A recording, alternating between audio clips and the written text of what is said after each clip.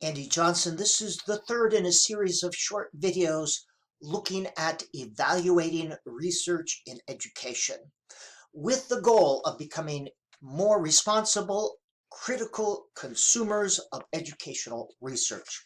This last video looks at evaluating qualitative research in education. So let's jump right into it. Qualitative research is different than quantitative research. It does not seek to control or manipulate the environment.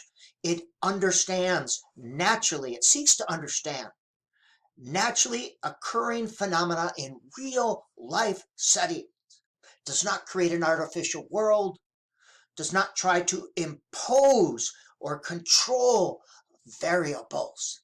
It uses systematic observations versus haphazard impressions. That means the observations are set up before the study. Systematic observations to understand, that's the goal, to understand, not to quantify, understand people, places, events, situations, and experiences with all their many variables in all their complexity. Now, quantitative research has a research question, and you can say yes or no, did it answer the question? Qualitative research sometimes has a question or sometimes has a purpose. The purpose of this study is to, but with both you can say yes or no. Was the question answered? Was the purpose achieved? All right, there are 7 areas. We'll look at them in turn. Number 1, you want to let the data speak, not the researcher, but the data. The researcher does not start with an answer and simply collect the data that answers that question, that supports the answer.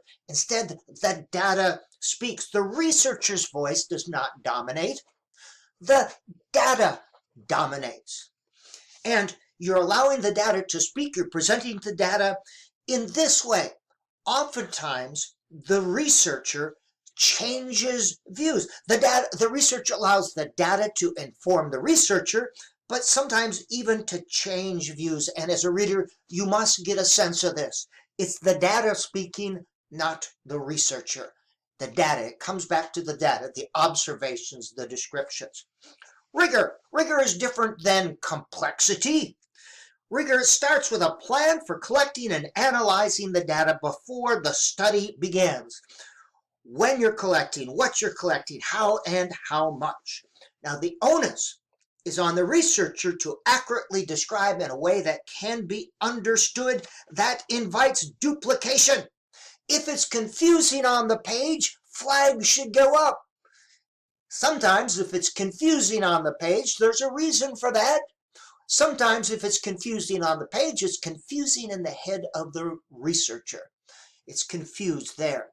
So we should, the number of observations, talking about rigor, the duration of the observations, the quantity of the data should be sufficient to what is being studied.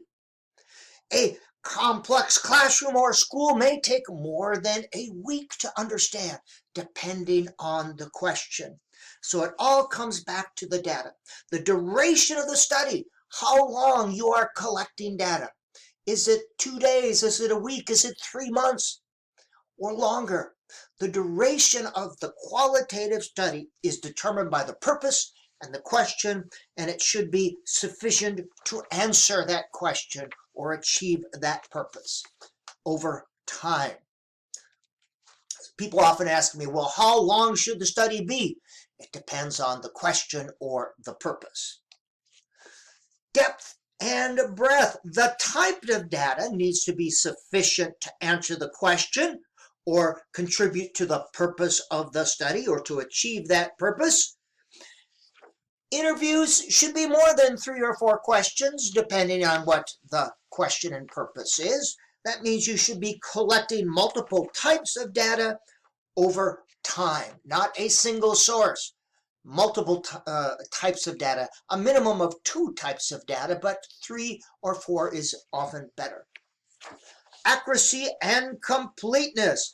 The description must be accurate and paint a complete picture of the person, place, event, situation, or experience being studied. The researcher has to make the case for its accuracy, and it must be described in a way that enables understanding of the phenomena being studied. All relevant aspects of the environment should be described in a way that enables you to clearly understand. The onus is on the researcher to provide this complete picture. And if you're not understanding exactly what the researcher is saying or writing, flags should go up.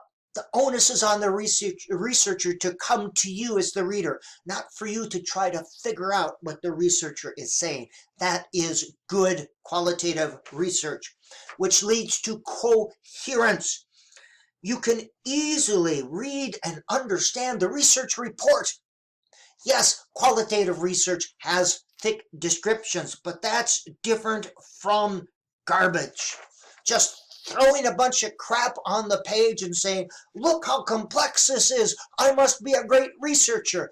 Absolutely not. The researcher must go to you with that report. And there must be alignment. Starting with the literature review, the question or purpose is based on the lit review, methodology based on the question and purpose, findings come directly from the methodology, and the discussion, conclusion, or recommendations is based on the data that you get in the findings. That is coherence. Coherence, align. Number 6, logic and persuasiveness. Sound logic is used to analyze the data and interpret the data. And deductive logic is if then, when then. Inductive logic or inductive analysis is looking for groups and patterns to emerge. You're inducing order on the field. Sound logic, and the onus is on the researcher to demonstrate sound logic, deductive thinking, and inductive thinking. The researcher takes us along with the researcher, allows us in to understand all phases of it. And I alluded to this earlier, but the findings, conclusions, recommendations are based on the data. The data speak. Based on the data, here are the findings. Based on the data, here's what I conclude. Based on the data, these are the recommendations. Based on the data. You don't use the last part of the research report to go off on tangents. Everything focuses on the data collected and nothing more. And the last part is usefulness. So what? So what? You did this. Will the findings enhance our understanding in any way? Will it help us understand similar people, places, events, situations, or experiences? And just an overview when describing or when evaluating research of any kind, here's in general, and we talked about this in the first video. Quantitative, here's some things that could mess it up or make it less believable, and here are some things with qualitative research.